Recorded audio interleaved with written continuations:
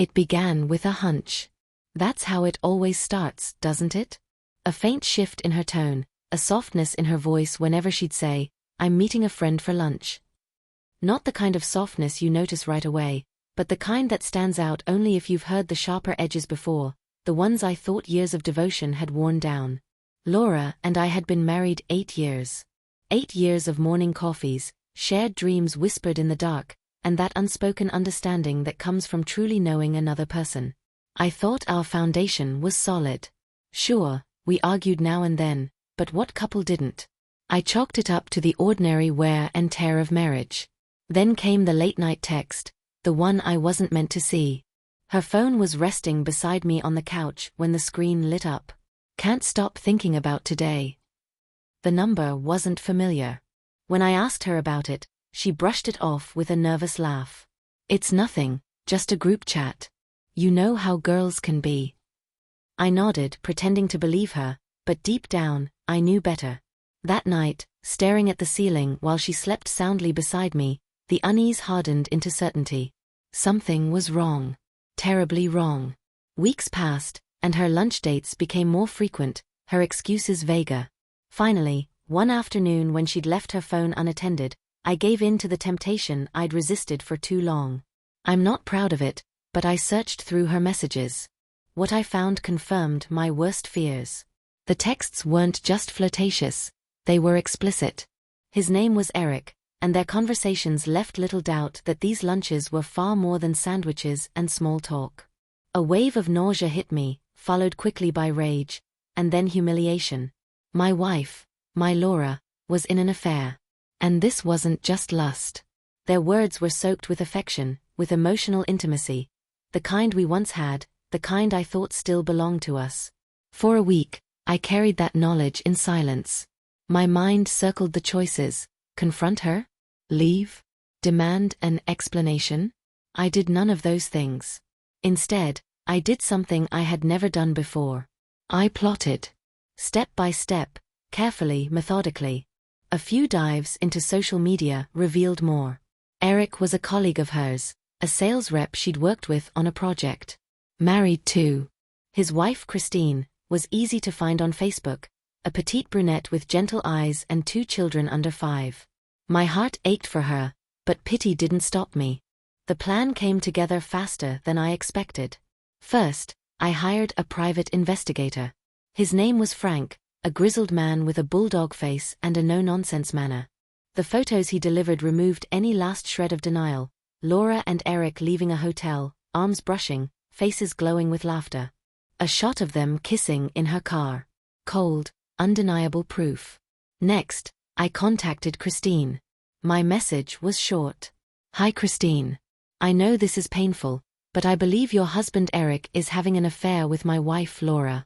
I've attached photos. I'm sorry you have to hear it this way." Her reply came within the hour. Just one sentence. "Thank you for telling me." The dominoes had begun to fall, and I had no idea where they would stop. But I wasn't done yet. I wanted Laura to see what she had unleashed, to feel the weight of her betrayal. So I asked her out. "Let's have lunch, just the 2 of us," I suggested with a smile I didn't feel. "It's been a while." She looked almost relieved, maybe even hopeful. Perhaps she thought my sudden attention meant I suspected nothing. She couldn't have known it was the calm before the storm. The day of the lunch arrived. I set the table with painstaking care. A spotless white cloth, polished silverware, and 2 glasses of wine. To anyone else, it might have looked like a romantic gesture, a bid to rekindle what had faded. But this wasn't dinner. It was theater. And the centerpiece wasn't flowers, but a thick manila envelope packed with every damning piece of proof Frank had uncovered. Laura walked in wearing a smile, her cheeks glowing from what she claimed was a lunch date with a friend. The moment her eyes fell on the table, she froze. Her gaze flicked between the envelope and me. "What's this?" she asked, her voice trembling. I didn't answer. I simply motioned for her to sit. Reluctantly, she obeyed, the brightness fading from her smile. I pushed the envelope across the table. "Open it," I said. Her fingers lingered for a moment before she did as I asked. Page by page, photo by photo, the truth stared back at her. Pictures of her and Eric. Printouts of texts. Her jaw tightened. "I can explain," she stuttered, though her tone carried no conviction. "Explain." I leaned back, my voice steady but edged like glass. "Explain what?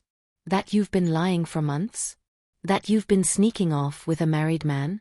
That our marriage meant so little to you?" Tears welled in her eyes. "It's not like that," she whispered. "Then what is it like, Laura?" My voice rose. "Because from here, it looks like you've been having your cake and eating it too." Her resolve crumbled. She broke down, sobbing, spilling apologies that felt hollow and empty. I let her cry, let her sit in the wreckage of her choices. When her eyes finally met mine, red and swollen, I delivered the next blow. "I've spoken to Christine," I said. Her head snapped up, horror flashing across her face. "You what?" "She knows everything. Just like I do. You didn't just ruin one family, Laura, you destroyed two. Congratulations." At that exact moment, a knock echoed from the door. Laura flinched, her expression twisting with fear and confusion. I stood and opened it. Christine entered, her face calm, though her eyes burned with fury. And behind her stood Eric. Laura's face drained of color. "What is this?" she whispered. "This," I said, "is closure."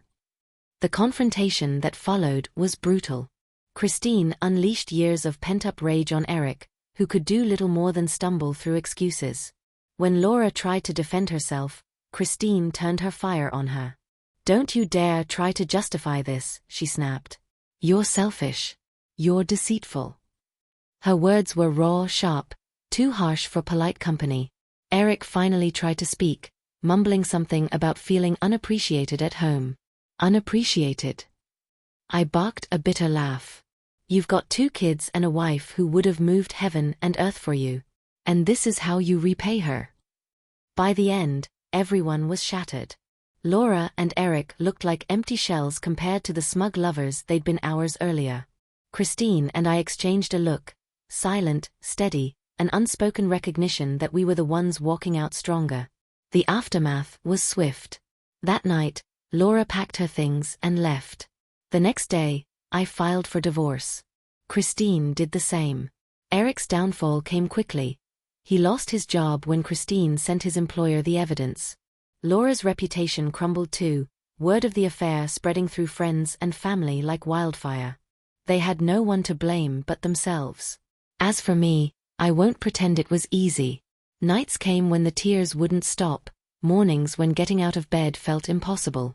But slowly, the rage burned out, leaving only resolve. I went to therapy. I started running.